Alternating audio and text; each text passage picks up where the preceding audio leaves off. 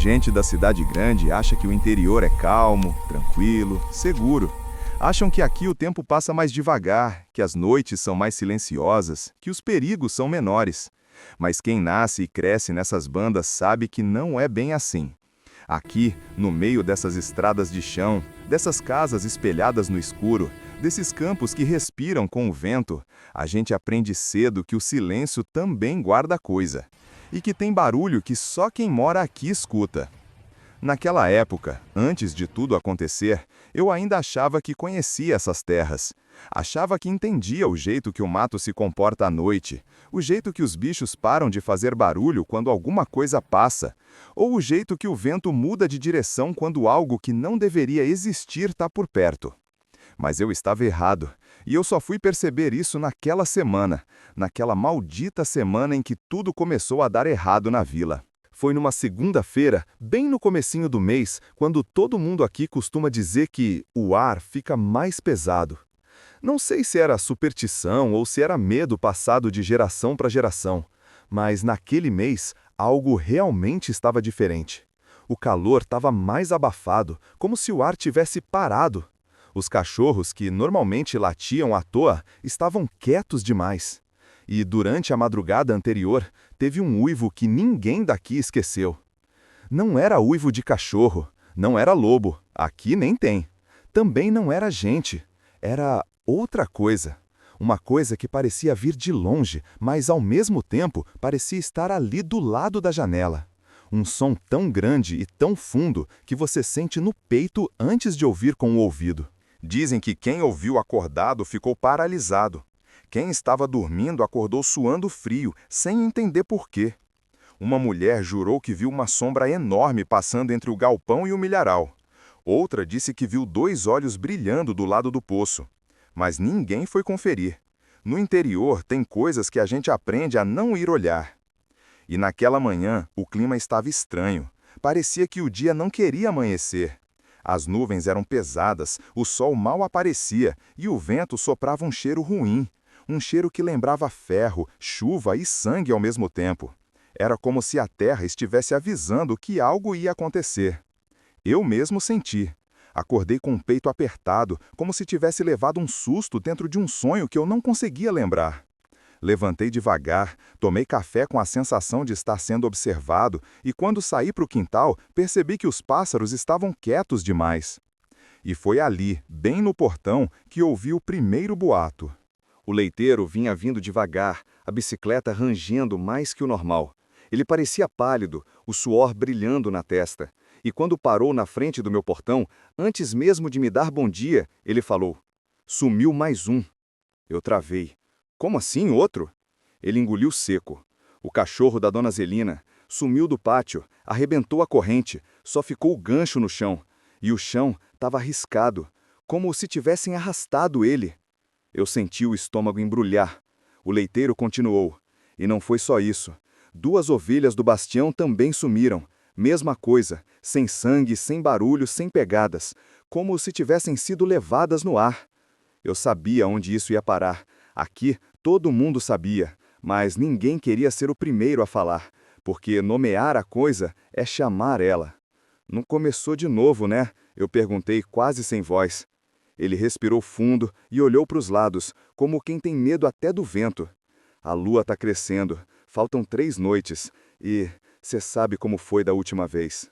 Não precisei responder. Da última vez, ninguém gosta de lembrar. Da última vez, 3 casas pegaram fogo.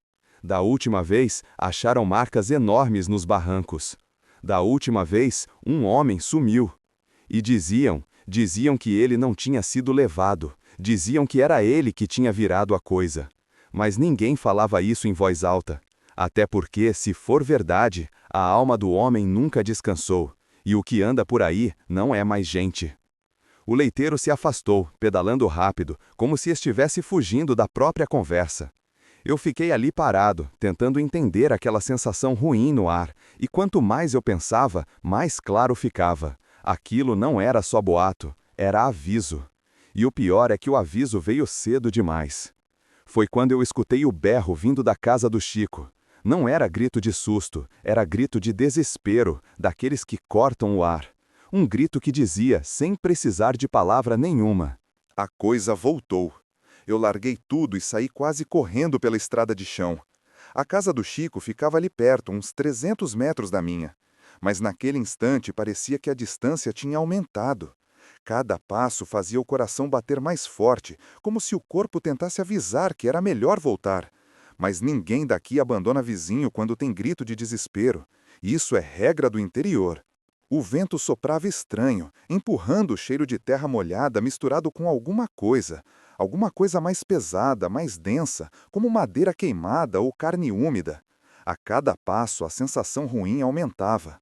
Os galhos balançavam devagar, mas não tinha vento suficiente para isso. Era como se alguma coisa maior estivesse passando ali, no meio da mata, acompanhando o invisível. Quando virei na curva, vi o Chico ajoelhado no chão, bem no portão dele. E o pior, ele não estava olhando para dentro do pátio. Estava olhando para a estrada, para o lado que dá para o mato fechado, como se estivesse seguindo alguma coisa que tinha passado por ali. "Chico, o que aconteceu?" Eu gritei antes de chegar perto. Ele não respondeu. A mão dele tremia, segurando um pedaço de pano rasgado. A camisa dele estava aberta, suja de barro, e o rosto parecia que tinha visto o próprio diabo. Quando cheguei mais perto, ele levantou a mão devagar e mostrou o que estava segurando.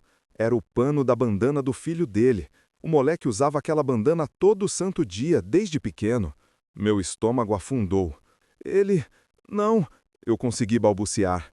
Chico finalmente falou, com a voz embargada, como se estivesse segurando o choro preso na garganta. Ele estava tirando água do poço e ouviu alguma coisa no mato. Ele tragou o ar com dificuldade. Eu só ouvi o grito, só isso. O grito e depois nada. Eu me ajoelhei perto dele. "Você viu alguma coisa?" Ele balançou a cabeça. "Não." Depois corrigiu. "Quer dizer, não direito. Tinha uma sombra grande, mais alta que um homem. Mas não era gente, nem bicho. E se movia rápido demais, tão rápido que nem pareceu encostar no chão." O vento soprou forte, como se tivesse ouvido aquilo. As folhas subiram num redemoinho pequeno, de repente. "A corrente do poço foi arrebentada", ele sussurrou. "E não tem marca de arrasto, não tem sangue, não tem nada. Ele só sumiu." A raiva dele, que sempre vinha antes do medo, não apareceu. Isso foi o que mais me assustou. Se o Chico estava daquele jeito, era porque a coisa era séria. Eu levantei, olhei ao redor. A estrada estava vazia. O mato estava quieto demais. Nada se movia. Até os insetos pareciam ter parado. "Chico, a gente precisa chamar o resto do pessoal. Isso não é coisa para um só enfrentar", eu disse. "Se a coisa voltou, a vila inteira precisa saber." Ele demorou a responder. A mão dele apertava o pano do filho como se estivesse segurando o último pedaço dele. "Eu ouvi o uivo ontem", ele finalmente admitiu. "Mas fingi que era coisa da minha cabeça. Agora, eu sei que não era." Eu engoli seco. O uivo. Sempre começa com o uivo. A gente seguiu pela estrada para avisar o resto, e enquanto caminhávamos, percebi outra coisa estranha. Os cachorros. Normalmente, em cada casa tem pelo menos 2, e eles correm para a cerca quando vem alguém passando. Mas naquele dia, não tinha um latido sequer. Os que apareciam estavam encolhidos, escondidos, olhando para o mato com o rabo entre as pernas, como se soubessem que algo maior que eles estava rondando. O primeiro a sair pelo portão foi o seu Antero, velho teimoso, dono de uma horta grande atrás de casa. Quando viu nós dois, já entendeu que algo estava errado. "Que cara é essa?" Chico mal conseguia falar. Então eu expliquei. A expressão do velho mudou na hora. Ele fechou o portão devagar, trancou com a trava de madeira e disse: "Eu devia ter confiado no sinal." "Que sinal?" perguntei. Ele passou a mão na barba branca. "O galo não cantou hoje, e quando isso acontece, sempre dá merda." Eu sempre achei essas crenças exageradas, mas ali, naquele momento, fez sentido demais. "A lua cheia é daqui 3 noites", falei. "E já está começando tudo de novo." Ele olhou para o mato como se estivesse esperando algo sair de lá. Não vai esperar 3 noites, não. Depois completou. Isso que tá por aí já tá acordado. Formou-se um grupo rápido. 5, 6, depois 8 homens. Todo mundo armado com o que tinha: lanterna, facão, vara de ferro, pedaço de madeira. Mas a verdade é que, no fundo, nenhum de nós acreditava que aquilo ia adiantar. Quando não é bicho, arma comum não resolve. Mas o que a gente ia fazer? Não podíamos ficar parados enquanto criança sumia. Resolvemos ir até o poço do Chico, ver as marcas, procurar pegadas, qualquer coisa. E foi indo para lá que a sensação ficou pior. A cada passo, o silêncio parecia mais pesado. A estrada parecia mais longa. Era como se o ar tivesse engrossado. Chegamos no poço, e quando vi, entendi o que o Chico quis dizer. A corrente estava arrebentada, como se fosse feita de papel. O balde jogado longe. E o chão não tinha marca de arrasto, nenhuma. Nem pegada de gente, nem de bicho, nada. Só tinha uma coisa: um cheiro, forte, quase metálico, misturado com terra molhada. Era um cheiro que eu conhecia, um cheiro que a gente sente quando algo que não devia existir esteve por perto. E foi ali, bem ali, do lado do poço, que ouvimos. Um estalo, seco, vindo do mato fechado. Todos olharam ao mesmo tempo. A respiração do grupo parou. Outro estalo, depois outro, como se algo grande estivesse se movendo, devagar, entre as árvores. Se preparem, eu disse quase sem voz. O mato separou, e 2 luzes apareceram. Não eram luzes, eram olhos. Olhos grandes, amarelos, fixos na gente. E então, o uivo veio, longo, profundo, parece que saiu de dentro da terra. E ali, naquele segundo, a gente soube. Não era mais boato. A coisa estava de volta. E ela estava com fome. O uivo ecoou pelo mato como se tivesse atravessado a alma de cada um ali. Ninguém se mexeu, ninguém respirou fundo. Parecia que o ar tinha congelado. E aqueles olhos, meu Deus, aqueles olhos não eram de bicho conhecido. Eram grandes demais, altos demais. Brilhavam como brasa viva, mas sem tremer. Olhos que não piscavam, só observavam, frios, calculados. O velho Antero foi o primeiro a dar um passo para trás. Isso aí não é daqui, ele murmurou, apertando a vara de ferro como se ela fosse proteger alguma coisa. O mato voltou a estalar. Um passo, lento, depois outro.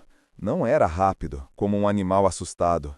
Era lento, confiante, como se estivesse analisando quem atacar primeiro. Chico, tremendo, deu 2 passos para frente, coisa que ninguém esperava. "Devolve meu filho!" ele gritou com a voz rasgada. "Devolve ele, maldito!" Eu puxei o braço dele. "Chico, não, fica quieto!" Mas já tinha sido tarde demais. A coisa respondeu, não com palavras, com um rosnado baixo, profundo, que fez o chão tremer. Um som tão grave que parecia vir de dentro do peito da criatura. Um rosnado que dizia claramente: "Ele é meu." Chico caiu de joelhos, as mãos no rosto. Eu me agachei ao lado dele, tentando puxá-lo para trás, mas ele estava travado. O grupo inteiro olhava o mato, parado, segurando as armas improvisadas, mas ninguém, absolutamente ninguém, tinha coragem de dar um passo naquela direção. E então, os olhos desapareceram. Sumiram de uma vez, como se tivessem piscado para dentro da escuridão. Mas o barulho continuou. Passos pesados, contornando o poço, seguindo pelo matagal, fazendo o galho quebrar como se fosse graveto. Até que ficou tudo quieto de novo. E esse silêncio foi pior que o uivo. "Temos que ir atrás", gritou um dos homens. "Tá louco?", outro respondeu. "Isso não é coisa para seguir, é coisa para fugir. E vamos deixar levar a criança assim?" O grupo começou a discutir, cada um tentando convencer o outro, até que seu Antero levantou a mão, pedindo silêncio. "Ninguém vai entrar nesse mato agora", ele disse firme. não com a lua crescendo, não com a coisa acordada e não quando ela quer que a gente siga. Eu entendi na hora o que ele queria dizer.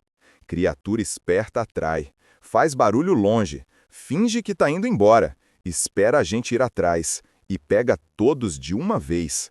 Aconteceu assim da última vez, e dessa vez ela parecia mais forte.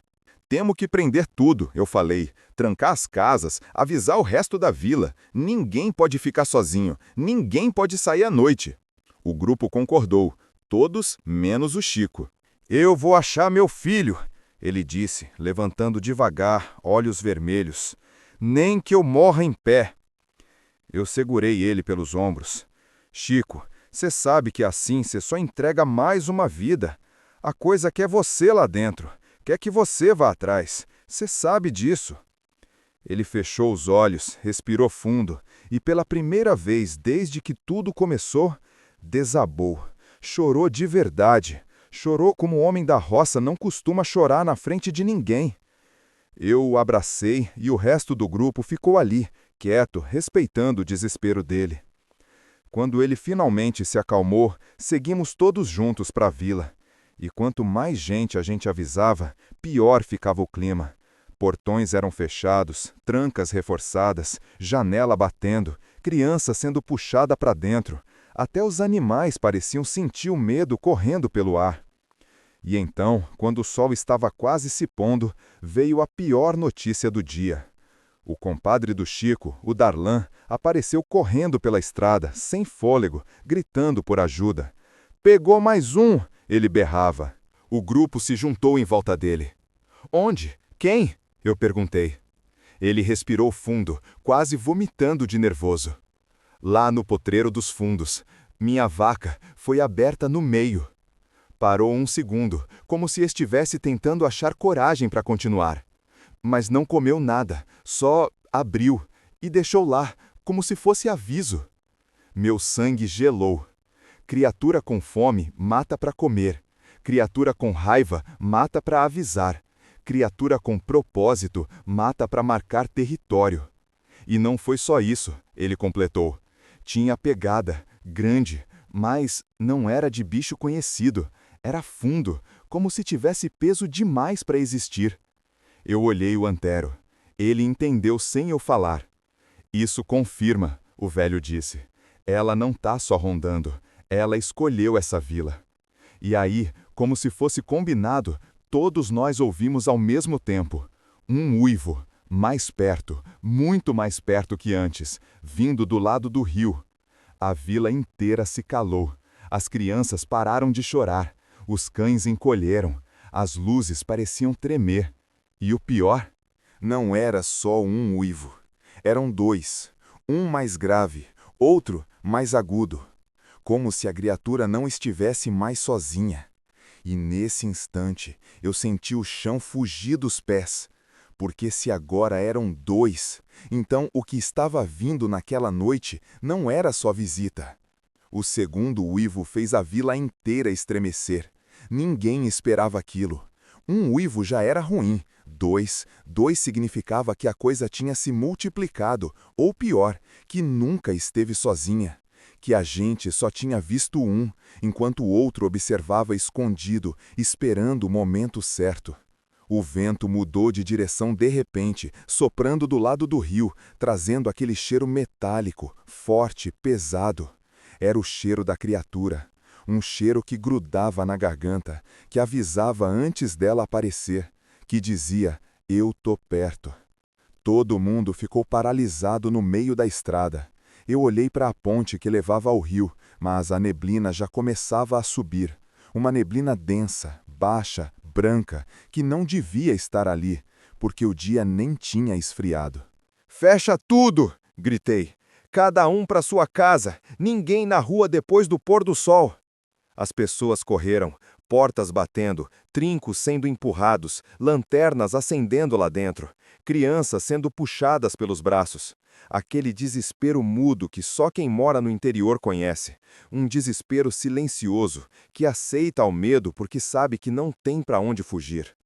Só ficou ali eu, o Chico, o velho Antero, o Darlan e mais 3 homens, todos com o mesmo olhar cansado, assustado e ao mesmo tempo teimoso demais para entrar em casa. "Se ouviu, né?" Antero disse baixinho. "Agora são 2. Ou mais", respondi. "A gente não sabe quantos uivos eles conseguem fazer." A verdade é que ninguém sabia o que aquelas criaturas eram, nem se eram só 2, nem se eram meia dúzia, nem se estavam se transformando. O sol desceu rápido, rápido demais, como se tivesse medo de ficar no céu. E quando a luz ficou fraca, o mundo ganhou aquela cor de fim de tarde que parece filme de terror. Tudo laranja, mas sem calor nenhum. Tudo quieto demais. "A gente precisa vigiar", falei. "Revezar. Não podemos deixar a vila dormir sem olhar o rio." "Eu fico primeiro", Chico disse, firme, olho quase sem piscar. "Ela levou o meu. Se tiver mais alguém em perigo, eu vou ver antes." Ninguém discutiu. A dor dele tinha virado fúria silenciosa. Mas antes de montar vigia, a gente ouviu algo novo. Não era uivo, não era rosnado. Era um choro, fino, fraco, vindo lá do lado da mata.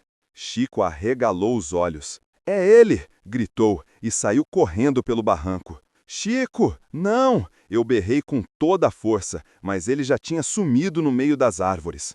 Corremos atrás. O vento cortava a orelha. Os galhos batiam na cara.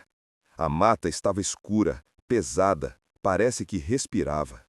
E no meio daquele buraco escuro, o choro continuava, cada vez mais urgente, mais desesperado. "Isso é armadilha", Antero dizia entre os dentes. "É isso que elas fazem, imitam, chamam." Mas era tarde demais. Quando chegamos numa clareira pequena, vimos um vulto pequeno no chão, encolhido, parece uma criança, parece. Chico caiu de joelhos e virou o corpo, mas aquilo não era o filho dele. Não era criança alguma. Era só o casaco dele, amassado, e por baixo um pedaço de carne velha, como se a criatura tivesse colocado ali de propósito, como isca. Chico gritou, gritou de raiva, de dor, de tudo junto. E foi nesse grito que ouvimos, do alto. Um tronco estalou, 2 galhos quebraram, algo enorme pulou entre as árvores, bem acima da gente, e caiu atrás. O chão tremeu, a mata se abriu, a respiração quente bateu na nossa nuca. Eu virei devagar e vi. A criatura estava ali, inteira, sem sombras, sem folhas na frente. Era maior que um touro. Tinha o dorso arqueado, pelagem escura, grudenta, cheia de barro e sangue seco. Os braços longos demais, com garras que arranhavam o chão. A boca, cheia de dentes que não serviam para comer, mas para rasgar. E os olhos, grandes, amarelos, profundos, como se tivessem fome de alma. Chico ficou congelado. Eu tentei puxá-lo. O Antero ergueu a vara de ferro. Darlan rezava baixinho. A coisa deu 3 passos lentos para frente. Cada passo fazia o chão vibrar, até parar a menos de 2 metros da gente. E então, ela cheirou o ar, devagar, como se estivesse escolhendo quem atacar primeiro. O cheiro quente dela bateu no meu rosto. Era podre, pesado, parecia o cheiro da morte antiga, aquela que fica presa no mato onde ninguém pisa faz anos. "Não olha nos olhos", Antero sussurrou. "Se olhar, ela pega você primeiro." Mas o Chico não ouviu nada. Ele só conseguia pensar no filho. Ele se levantou e encarou a criatura, direto, firme, sem piscar. E a coisa reagiu. Primeiro inclinou a cabeça, depois abriu a boca e mostrou os dentes. Não era ameaça, era resposta. E então veio o segundo som, atrás da gente, lento, pesado. Outro par de olhos amarelos acendeu no escuro. Uma segunda criatura. Agora não era mais caçada, era emboscada. E nós 6 estávamos exatamente no meio. O silêncio que tomou conta da vila naquela madrugada não era normal. Era um silêncio pesado, daqueles que parecem ter peso, cheiro e intenção. O vento que antes mexia as folhas parou. Os grilos calaram. Até os cachorros, que sempre latiam para qualquer coisa, estavam encolhidos, quietos, como se soubessem que fazer barulho era pedir para morrer. E foi nesse silêncio doentio que seu Adalberto, o velho da venda, apareceu batendo na porta da casa do narrador, com os olhos arregalados e a respiração curta. Ele não precisava dizer nada. A cara dele já contava a história. Mas ele disse, com a voz trêmula: "Ele voltou." O narrador engoliu seco. "Quem?"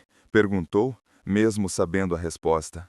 Seu Adalberto olhou para o chão, respirou fundo e sussurrou: "O bicho, o mesmo que comeu as ovelhas da dona Arminda, o mesmo que arrancou as portas da granja do Zé Bento, e o mesmo que deixou aqueles rastros enormes na estrada do Arroio Fundo. Eu vi, com estes olhos." O narrador sentiu a espinha gelar. Mas antes que pudesse responder, um estrondo vindo do mato interrompeu. Um estalo alto, seco, como se um tronco tivesse sido partido ao meio com as mãos. Seu Adalberto, já pálido, ficou ainda mais branco.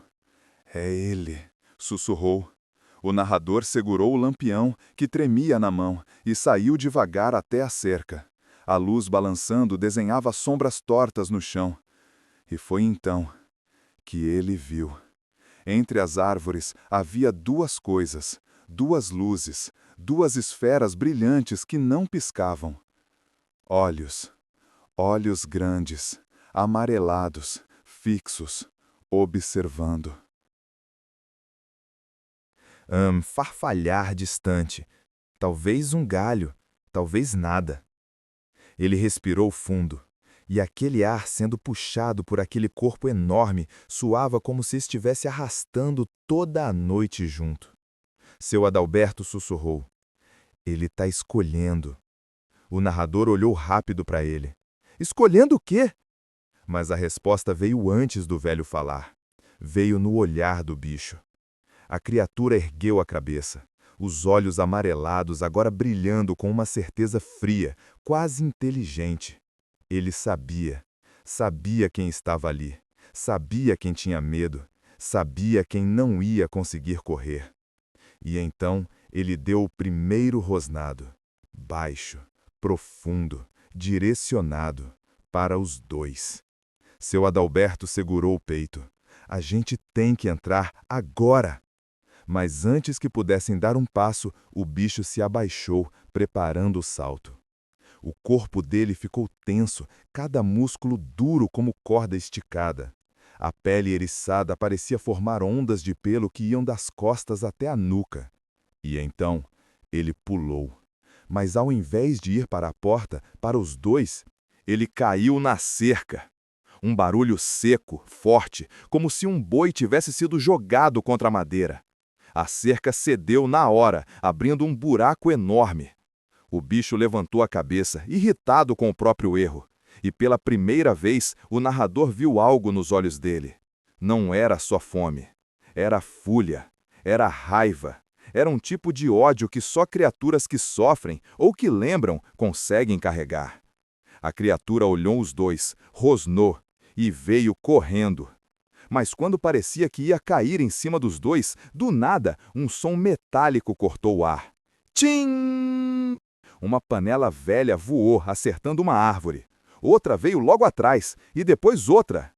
Entrem, carajo! Era a dona Arminda. Velha, pequena, franzina, mas furiosa como um diabo solto. Ela tinha uma panela numa mão e uma pá na outra. Entra logo que eu segurou essa praga! O narrador puxou seu Adalberto para dentro da casa. E enquanto fechavam a porta, ouviram o grito dela. Vem, demônio! Vem para cima de mim, então!